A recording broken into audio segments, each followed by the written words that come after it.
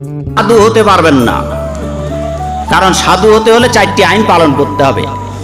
1, কোনো প্রকার আমিষ খেতে পারবেন না।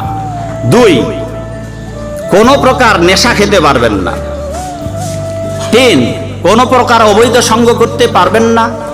4, কোনো প্রকার জুয়া তাস খেলতে পারবেন না, অশ্লীল গান বাজনা শুনতে পারবেন না।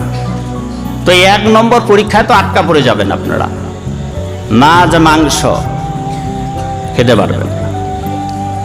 তো সেই জন্য বাবা, সাধু হওয়া খুব শক্ত কাজ, তবে নিজেরা যদি চেষ্টা করেন আর সেই জায়গায় যদি আপনি যেতে পারেন, অতি সহজ হয়ে যাবে।